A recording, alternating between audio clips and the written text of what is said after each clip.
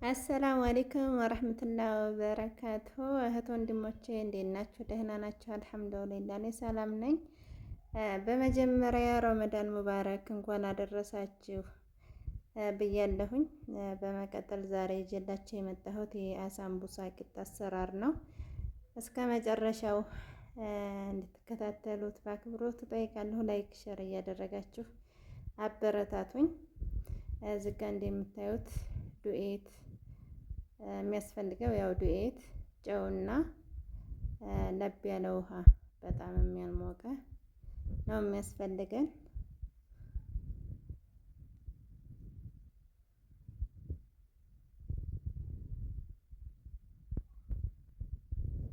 እዚህ ጋ ጨው አደረኩኝ። ያው ጨው እንደ ዱቄታችሁ ብዛት ነው የምታደርጉት። እኔ እዚህ ጋ 1 ኪሎ አካባቢ ነው ያደረኩት። ለ1 ኪሎ ደግሞ በትንሿ ማንኪያ 1 ግማሽ ነው ያደረኩት። እናደበላልቀዋለን። ከዛ ለብ ያለውን ውሃ እያደረግ በደንብ እናሸዋለን ማለት ነው።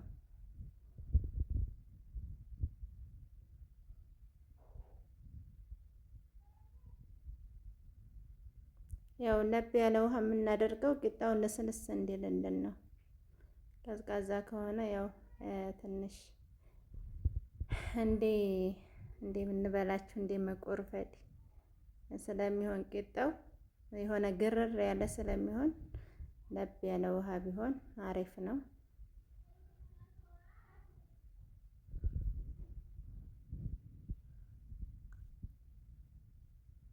እዚህ ጋ ያው ዱቄቱን ካደባለቅን በኋላ እዚህ እንትኑ ጋር አድርገን በደንብ እናሸዋለን። ያው የአሳምቡሳ ቂጣ በደንብ ሲታሽ ቂጣውም ያማረ ይሆናል ማለት ነው።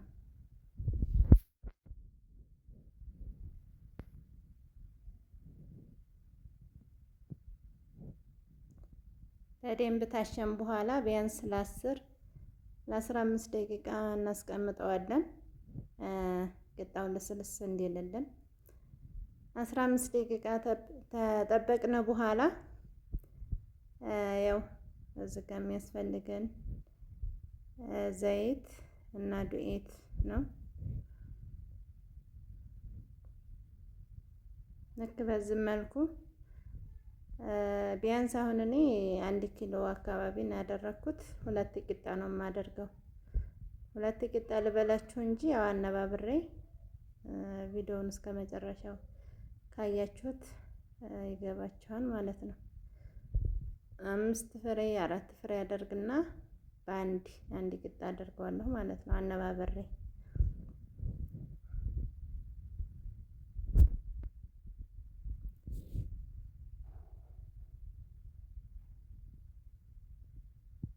እንደምታዩት ለ10 ካደረኩ በኋላ 5ቱን ለ1 ቂጣ ነው የማደርገው። አንዱን ቂጣ እንትን እስከምዳምጥ ድረስ የአንዱ ቂጣ እንደዚህ አስቀምጠዋለሁ። ለስለስ ይላል።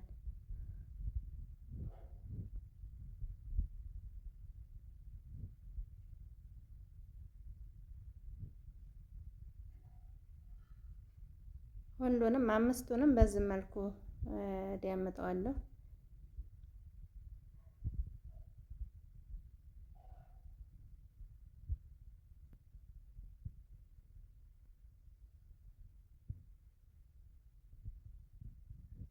ስትዳምጡ ያው አንድ አይነት ሳይዝ አድርጋችሁ ነው መዳመጥ ያለባችሁ። ትንሽ እንዳይሆንባችሁ ማለት ነው። ኋላ ቂጣው ጋር እኩል እንዲመጣ አንድ አይነት ቢሆን ይመረጣል። እዚህ ጋ ያው ዳምጬ ጨረስኩኝ። አሁን ዘይትና ዱቄት እያደረኩኝ በመካከል አነባብረዋለሁ ማለት ነው። እዚህ ጋ ያው በእጄ ነው እንትን ያልኩት የቀባሁት፣ ምክንያቱም በደንብ እንዲዳረስልኝ። ምሳሌ መካከል ላይ ዘይት ያልተዳረሰ ካለ ኋላ አይለያይም፣ ይያያዛል ማለት ነው። ስለዚህ በእጃችሁ ብታደርጉት ይመረጣ ነው፣ በደንብ እንዲዳረስ ማለት ነው።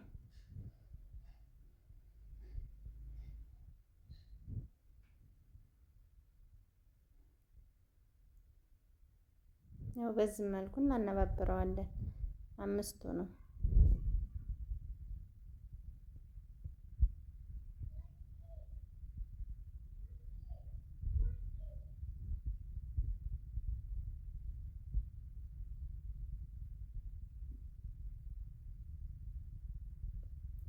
መጨረሻ ላይ ዘይት አታደርጉም። ያው ዱቄት ነው የምታደርጉት መጨረሻ ቂጣው ላይ ማለት ነው።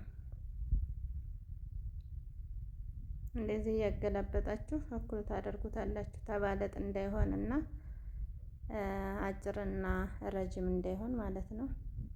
ሳትዳምጡ በፊት በእጃችሁ በደንብ ታስተካከላችሁ በኋላ እንደዚህ ቀስ እያላችሁ ትዳምጡታላችሁ።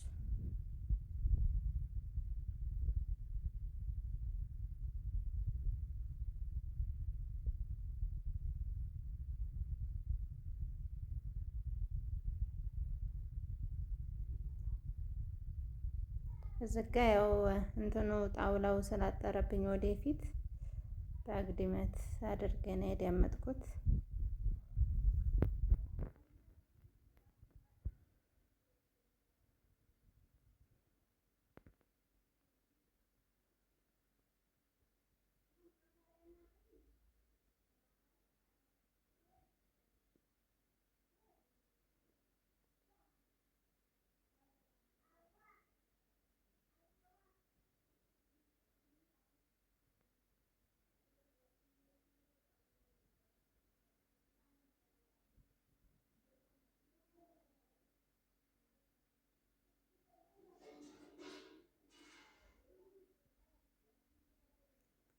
እንደምታዩት ልክ በዚህ መልኩ ያው ዳምጠን ከጨረስን በኋላ ይሄ ሁለተኛው ነው። ሁለተኛውንም ልክ እንደ በፊቱ ነው የምናነባብረው። እዚህ ጋ ዱቄት በደንብ አድርጉበት፣ ኋላ እንዲላቀቅ ያደርገዋል።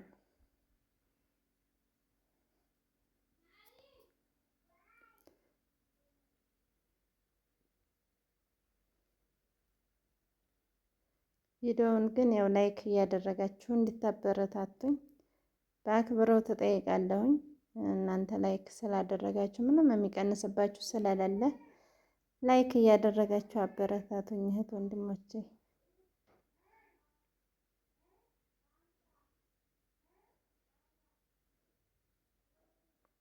እንደዚህ ዳርዳሩን ሁሉንም መዳረስ አለበት ዘይቱ ማለት ነው።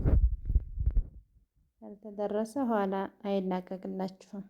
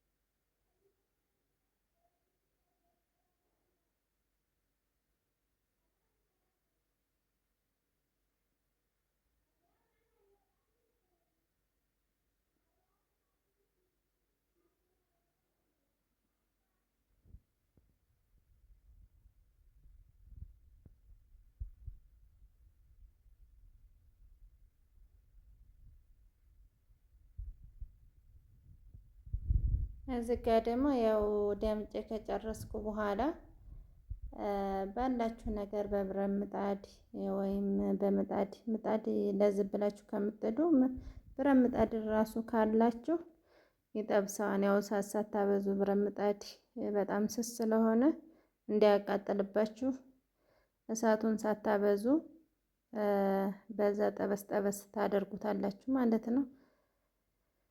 ተጠበስነ በኋላ ያው በዚህ መልኩ እንቆርጠዋለን። እዚህ ጋ ያው ዳርዳሩ አጋጣሚ ተመጥበሻዬ ተልቆብኝ ነበርና ቂጣው ወደ ዳር እንትን ብሎ ያው እሳት ለብልቦብኝ ነው ማለት ነው።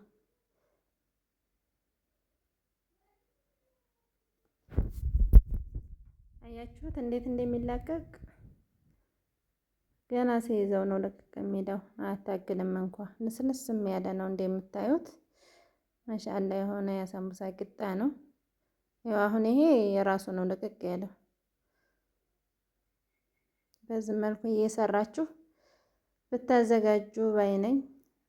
ያው ይሄ በሊጡ የሚዘጋጀው ብዙውን ጊዜ ዘይት የሚፈጃል፣ እንደገና ደግሞ እሳት በጣም ነው የሚፈጀው። ይሄ ግን ስለተጠበሰ ኋላ ያን ያክል እንትን አይልም። የጋለ ዘይት ላይ ሲያረጉት እራሱ ወዲያው ነው የሚበስለው። መጀመሪያም ስለተጠበሰ እንደገና ደግሞ ዘይት አይመጥም ስላችሁ ዘይቱ ቂጣው ላይ አይቀርም፣ ምጥጥ ያለ ነው የሚሆነው። እንደምታዩት ለቀቅ ለቀቅ ነው የሚለው። ማሻአላ የሆነ ነው። ያው ይሄን ይመስላል። ሁለቱንም ቂጣ በዚህ መልኩ ነው የለያየሁት። ተቆራረጥን ታለያየን በኋላ እንደዚህ የማያደርቅ ፌስታል ውስጥ ወይም ደግሞ ልክ እንደዚህ ያለ ሀጋ ውስጥ እንትኑና እስከምጠቀልሉ ትከርኖታላችሁ ማለት ነው። ንፋስ እንዳያገኘውና እንዳይደርቅባችሁ እንደዛ አድርጉት።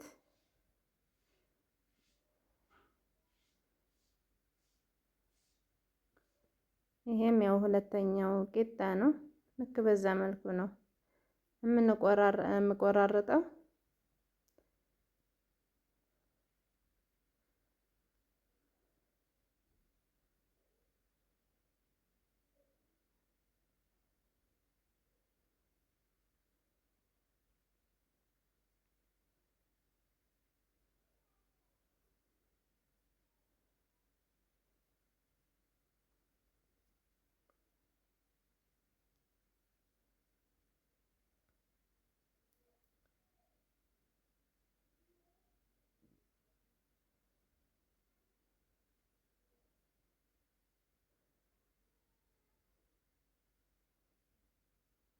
ይሄም እንደዛ ያው አሪፍ ቂጣ ነው የሆነው።